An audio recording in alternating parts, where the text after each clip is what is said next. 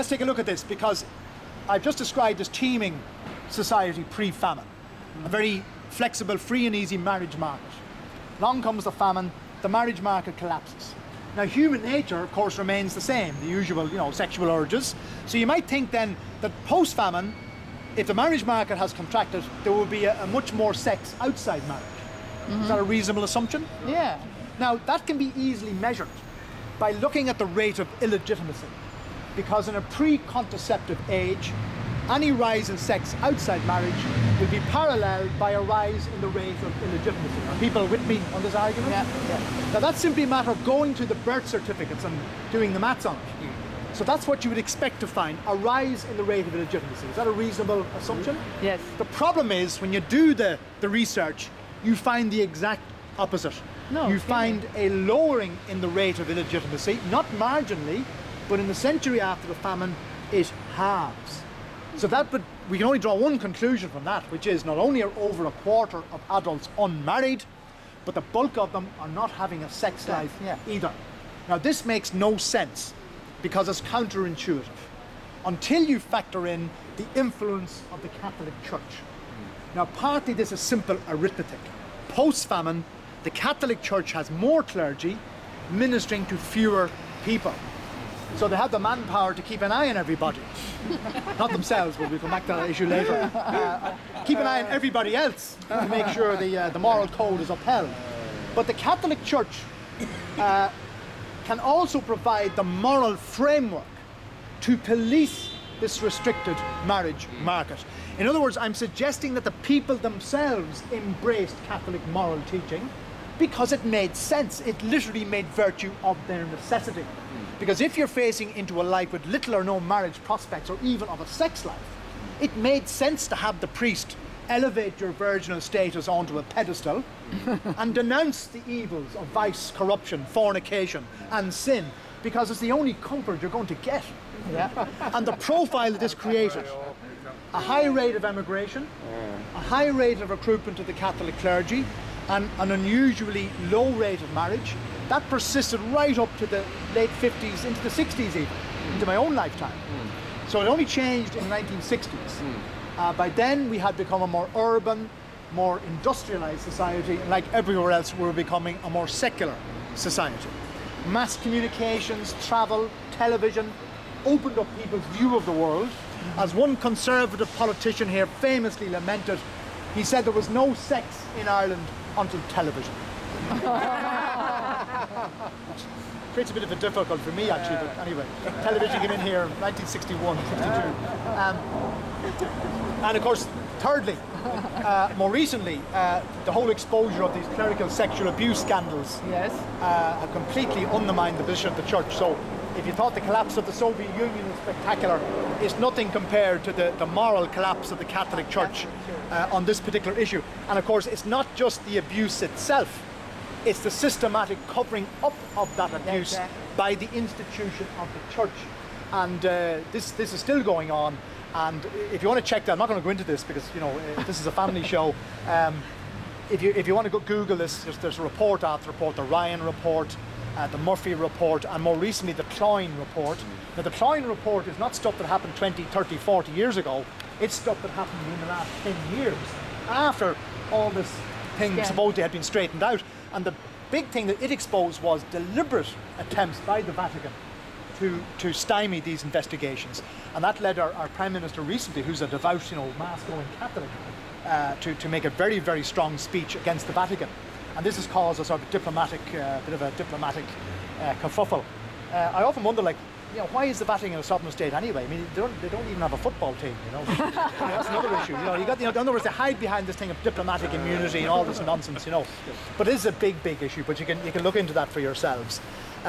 Okay, we're going to move on to our next stop. We're heading towards Dublin Castle, this way. Okay. To Dublin Castle, but I just want a quick stop off here at the Central Bank because it came up earlier in the discussion. Now, the Bank of Ireland, where we were earlier, that's a private commercial bank established in 1783. The Central Bank here, this building, it's the equivalent of the Federal Reserve. Now, it's also the office of the financial regulator. So you all have to be very, very quiet because this guy's been asleep for the last 10, 20 years. And he's allowed the banks to completely beggar us, right? So I'll just briefly, now there's variations on this theme all over the world, right? But they all have their own local peculiarities. Now, our economy was in bad shape in the 1980s. And then there was this miraculous recovery in the 1990s, so-called Celtic Tiger economy. Now that was a real economic miracle in the sense that it was based on real increase in productivity, you know, pharmaceuticals, the Viagra factor I mentioned. Oh, some Vikings there. Also, particular information technology, because, you know, we may lament the fact that we lost our language, but the great advantage is we now speak English, the language of the internet and of information technology. So you had these really spectacular rates of growth and so on in the 1990s. Now, to keep the party going, and this happened everywhere, because everywhere saw an economic expansion in the 1990s. To keep the party going, governments came up with different stimulus policies. In Ireland, it was to stimulate the construction sector.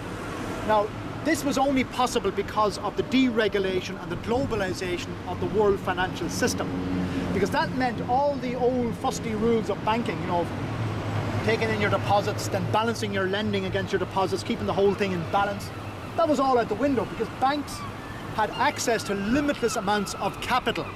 And it also meant that the distinction between merchant banking, i.e. high-risk banking, which there's a role for that in any society, but the point is, high street, main street banking, that's the kind of banks you and I use, that's a different animal, but the distinction became blurred. So suddenly all the banks, even the banks that you and I use, where they were all at Vegas as well, gambling millions and millions, because they could. That's the point. Why do people abuse, or why do people abuse financially? Because they can, if you allow them to, because this guy wasn't on the job. That's part of it. So the government was encouraging banks to lend money at easy rates to builders and developers.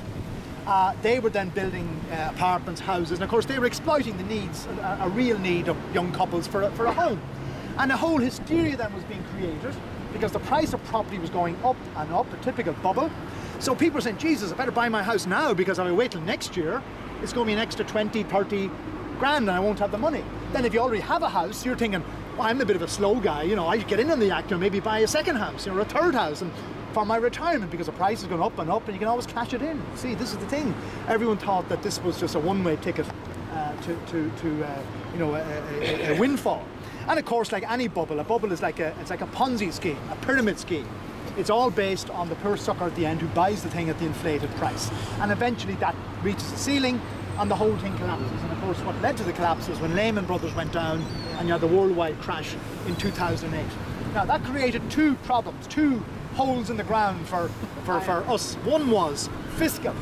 While this property bubble, by the way, at one stage, construction accounted for 25% of our economy. Wow. Now you don't have to be a rocket scientist to know that is ludicrous. That is just madness, you know. But anyway, while this property bubble was going on, the government was raking in revenue in transaction tax, because every time a building was bought or sold, the government was getting a percentage. Now, as Franklin D. Roosevelt once famously said, the first duty of any democratic politician is to get himself elected. And how do you do that? You bribe the electorate with tax breaks. So the tax base was narrowed, income tax, other taxes, because the government didn't need the money. All this other money was coming in. So then when the crash came, revenue, of course, collapses, and suddenly we're left with this deficit where we're spending more money than we're taking. That's problem number one. But of course it gets worse than that, because meanwhile the banks have now lent billions to property developers and the loans are secured on the properties themselves. Mm-hmm. See, you know what's happening next? Of course the properties are now worthless, or half the value or a third the value. So suddenly all the billions of loans have just gone. It's like a nuclear explosion financially. So suddenly the banks are not going to get their money back, right? So the banking system faced collapse, and then the government, in a panic, decided then to guarantee the banks. So suddenly, you're following this argument, suddenly what's private corporate debt, gambler's debt by these guys, I mean, on the capital you say take a hike, you take a risk, take the consequences. But no, the government says no, the taxpayer has to bear the burden. So as well as this fiscal deficit, we now have this billions in bank debt that we are now responsible for. And of course that meant cutbacks in health, education, you know, blah, blah, blah, you know, the ordinary person who had no responsibility whatsoever for this problem.